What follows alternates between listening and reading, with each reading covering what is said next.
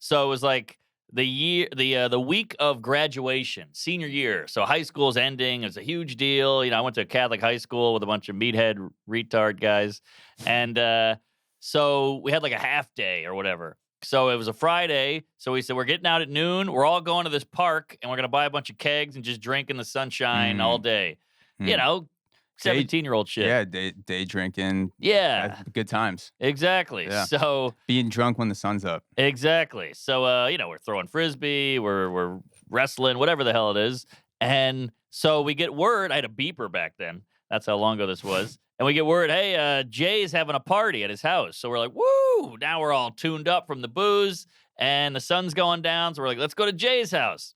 So we get on the highway. It's rush hour. It's like 5, 6 o'clock. I'm on the highway. It's bumper to bumper. I got a 1971 Cutlass convertible. Beautiful. Oldsmobile. And I need to get off on this exit. And this guy, I'm like, can I get in? Can I get in? I'm hammered. And the guy's like, no. And he kind of like, fuck off. So I get behind him and I bump him because I was pissed. So this is all my fault. A little love tap. Little there love you go. tap. Yeah, nothing wrong with that. Nobody got hurt. No damage done. But I realize I'm in the wrong here. This guy could probably see this and fuck my world up. But gave him a love tap. And I'm sitting there with my buddy. Now, my friend is a psycho. He's, I think he was a freshman at the time. So he was like 14. He looked like a 9-year-old. He's skinny. He's wiry. He's got, fucking disheveled hair. He's sticky. He's young. He's got chocolate around his mouth. He's a kid. He's a psycho in training. Yes. Yes, there you go. But he would do anything you said. That's the only reason we hung out with him. We're seniors, and I'm hanging out with this kid because you could say, hey, go up to that guy and punch him in the face, and he would do it. He was that kid. It's a good friend to have. Good friend to have. You never know when you're going to play that card. He's now in jail, obviously. But this kid was like a living legend. Yeah. And, we look like weirdos hanging out with him, but he was that wild. I mean, he skipped school to come drink with us as a freshman. This kid was a psycho, but great kid. And I think his dad died in front of him. He's got a whole history. But so I'm with him, and we bump the guy. So the guy's like in the mirror, like the rear view, like, what the fuck? I'll kill you. We're like, all right, whatever. I got this guy here. I'm fine. And so I bump him again because I'm like, you want to go? Let's go.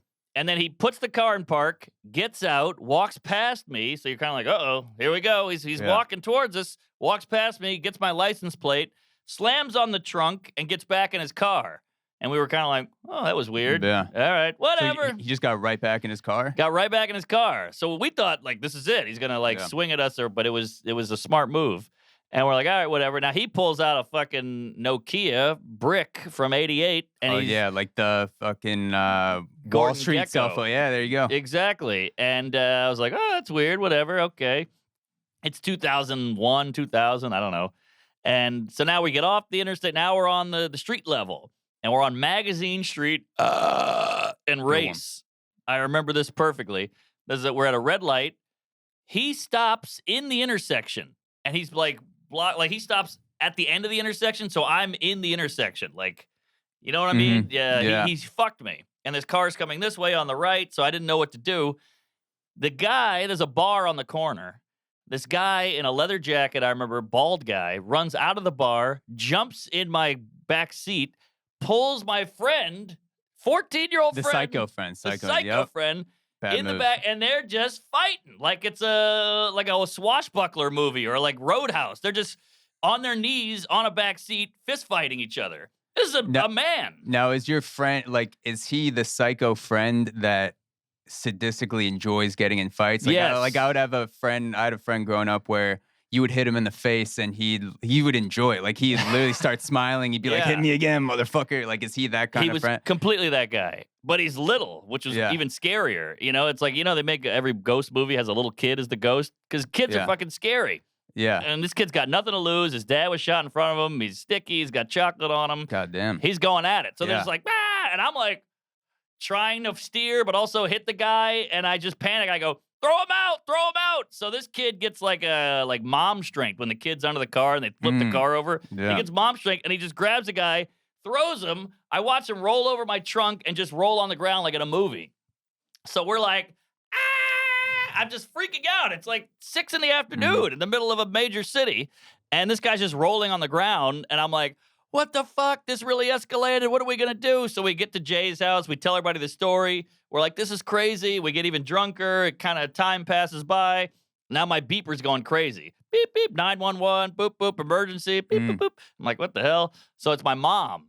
And she's like, answer me, answer me, answer me. So I call my mom and I'm like doing my good sober voice. Hello, mother.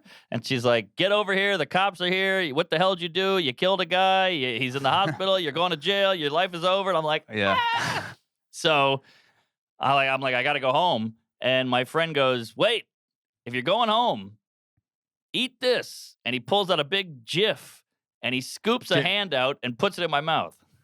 And that was the same psycho friend gave you Different the guy. That was different Jay. guy. That was the party Jay. guy. Yeah. Okay, so you got the one friend. You got some good friends right there. 'Cause You got Yeah. the one friend that's willing to get his ass kicked in a fight, and he enjoys it. Yeah. So he's getting something out of it selfishly. You know, maybe he wanted to have a good day, so he's like, I'm just gonna fucking throw myself in there. Totally. And then the other friend wants to absorb the alcohol in your system with the peanut butter. So Well- he's thinking about, how am I gonna look out for Mark's health? And the other one's Exactly. like, how am I gonna look out for Mark's health? Yeah, Two yeah. different ways, both come together. Good It's guys. a beautiful story. It was the peanut butter was for the breath.